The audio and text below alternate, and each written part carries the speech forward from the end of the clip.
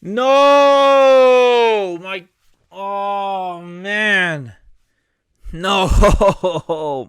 No. It's not what I wanted. Hi, guys. Welcome to First and Goal. I'm your host, Flavo Oriana, brought to you by Four Corner Sports. All right, guys. So, guys, did not watch the Super Bowl, which you guys should have. You had a game between the Tampa Bay Bucks versus the Kansas City Chiefs, and man, oh man, it's not the game I predicted, not the team that I thought that was gonna win. The score is what, honestly, in my opinion, was very shocking because I predicted Kansas City to win 38-32. One team got close to that number, and that was Tampa Bay. They scored 31. But Kansas City only hit 3 field goals, leaving them with a total of 9 points. Man, I honestly thought that this game was going to be very competitive, but I should have known that Tampa Bay was going to make a lot of adjustments. You know, Kansas City, they were dealing with interchangeable parts with changing their guards, rotating them around after Eric Fisher ruptured his Achilles, and one of the linemen ended up acquiring COVID while he was getting a haircut. Well, whether it was COVID or it was contract tracing, whatever they want to call it, yeah, it's very unfortunate if you're a Kansas City Chiefs fan or if you're a big Patrick Mahomes fan like myself. But it's not about me. It's not about how I feel. It's about what I saw. And what I did see, right? What I did see is Tampa Bay was not playing when they really meant that they wanted to prevent Tyreek Hill from beating them up. Because Tyreek Hill, the first game, this guy had over 200 yards in that first quarter. 2 touchdowns, had a backflip as a celebration. I'm like, wow.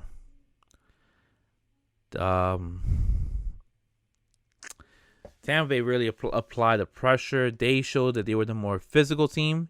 It's not to say that Kansas City was soft, but Tampa Bay showed that they were the more physical team on the defense. As for the offense, led by Tom Brady, Leonard Fournette was an animal, running the ball over 100 yards rushing, scored a touchdown. No, I am not going to call him Super Bowl Lenny. I will refuse to call him that. All right? I said it in the last episode. We're not calling him Lenny at all. His name is Leonard. We're sticking to that. Leonard. And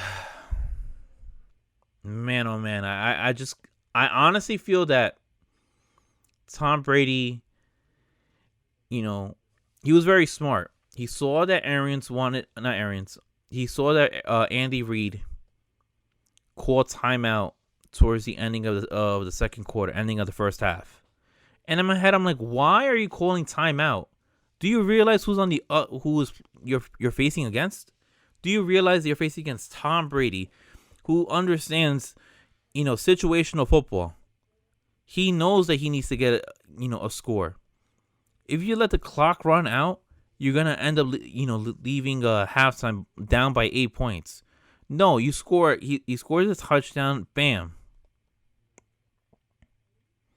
Different ball game. Complete different ball game. Tom Brady looked phenomenal. Rob Gronkowski looked phenomenal. Scored 2 touchdowns. Blocking, you already know what comes with Gronk when he's blocking. Antonio Brown, did he have a big game? No, but he was good enough to catch a couple balls. He was not the Antonio Brown of Pittsburgh, but he doesn't need to be. You have Mike Evans, playing a vertical game, running down the field, creating, using his speed as an advantage. There was a play against Brashad Breeland where it was a very questionable call. I probably would have still called it, pass interference, but he ended up diving for the football, Brashad Breeland. after he got beat. Well, no, I'm sorry. Breland got beat, and it appeared that Breland ended up tripping Mike Evans. The way that Evans fell, whether he got tripped or not, I totally understand why they threw the flag. I would have thrown the flag too. But that was a game changer right there. That was a game changer, along with the fact of that touchdown before the ending of the first half. I felt like when I was watching this game, this was not a game that Kansas City was going to be able to win just being down by a certain amount of points. I felt at one point, and it was like for maybe about like a minute, that Mahomes felt comfortable after being down by, what was it, like 11 points or something like that. But then I'm like, nah, that defense is, super tenacious. They're attacking the interior. They're attacking the edges, forcing Patrick Mahomes to run for his life. Vita Vea chasing him down. Ndamukong Suh chasing him down. Jason Pierre-Paul and Shaq Barrett chasing him down. Nonetheless, you have Levante David locking down on Travis Kelce, for the majority of the game. You have Sean Murphy-Bunting, trapping Tyreek Hill, along with Antoine Winfield, where they would intertwine with one another. And it's just like Todd Bowles had a great, phenomenal matchup. He knew what to do. He seized the moment. He applied pressure. He knew that Mahomes was hurt, with the turf toe, and he took advantage of it. And job well done. I'm not making excuses for Mahomes, but you're in that game, and you have to get the job done. It wasn't his time this time, and that's okay because Mahomes will be back at the Super Bowl. Brady says he's gonna be back again. I feel like you're really gonna have to get Brady. The only way you get Brady out of there is, this guy has to get like seriously injured, which none of us are, applying for. We don't want that to happen to him. But I felt like in an interview with his dad, I didn't do the interview, but Tom Brady's father had an interview, a couple years ago, and he had said that in order to get his son off the field, they're gonna have to put a straitjacket on him, and I really do feel that. Tom loves his game so much. He loves football. Football is a phenomenal sport. And for him to be playing at this high of a level at age 43 just really shows that, anything is possible if you put your mind to it. If you, study hard, watching good tape. If you practice any mechanics, put that time, spend hours and hours on the field, perfecting your craft with your teammates, getting, the timing right. Tom Brady, really is showing why he is defining father time. That age doesn't really matter. And it's pretty incredible that he's been playing for this long of a stretch. And there really isn't that much of a decline. Now, as for the game, Tom Brady did win Super Bowl MVP, which was expected. I would have thought maybe Gronk gets it because of 2 touchdowns. Or, one of the defensive linemen gets it because of the hellacious, punishment that they gave towards Patrick Mahomes. But Tom Brady gets it. It was a more obvious choice than anything else. But yeah. Now, what's next for both squads? Well, Brady says that he's coming back. So if he's coming back, then you got to put, Tampa Bay, back in the mix to possibly going back to the Super Bowl, which would be incredible. You still have Evans and Godwin and Gronkowski and what's his name, Antonio Brown. You're gonna get O.J. Howard back. You still have Cameron Brate. You still have Hudson as your backup tight end. I mean, you still have a great offensive line led by Ryan Jepson.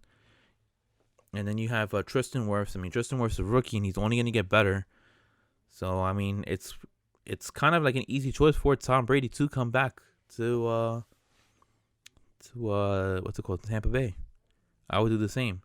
As for I would say for Kansas City, well, let's see what happens with Eric Fisher. He might be out for all of next year, if not maybe the majority of the year. With the ruptured Achilles, but Kansas City's gonna really have to retool that offensive line.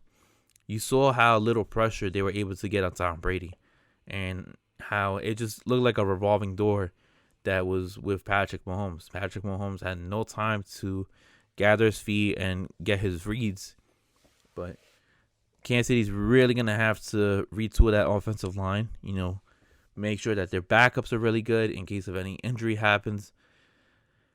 And the defense is going to need to establish better linebackers, in my opinion. I think, look, Tyrann Mathieu and Daniel Sorensen are really phenomenal. You can't find a bigger Daniel Sorensen fan than me. Chris Jones is great. Rashad Breeland is not a great corner. He's a good corner, but you're gonna have to get better physical corners and a better linebacker.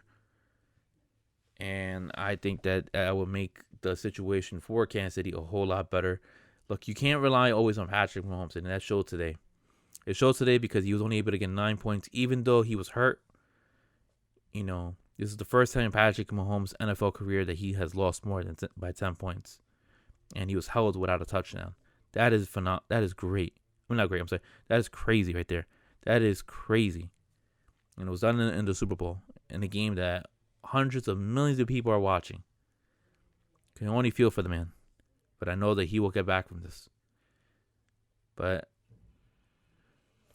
moving on forward, if I have to make an early prediction on who's going to go back to the Super Bowl, I think Kansas City has a better chance just because I don't know how Tom Brady's going to operate at age 44.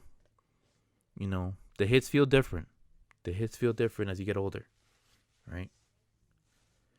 And I have more confidence in Patrick Mahomes getting back there at what? He's going to be, 27, 28? As opposed to Tom Brady, who's going to be 44. Now, I know it's very dumb to bet against Tom Brady, but I don't know. I just feel that at some point he's going to have to, like people had said in the past, hit the cliff. His game, at some point has to dip down. But who knows with Tom Brady? Tom Brady is just a phenomenal athlete that just won his 7th Super Bowl ring. All right, guys. Until then, I'm your host, Flav Oriana, and thank you for tuning in. Please hit that like and subscribe button, and I will see you guys at a later date. Peace, guys, and have a good one.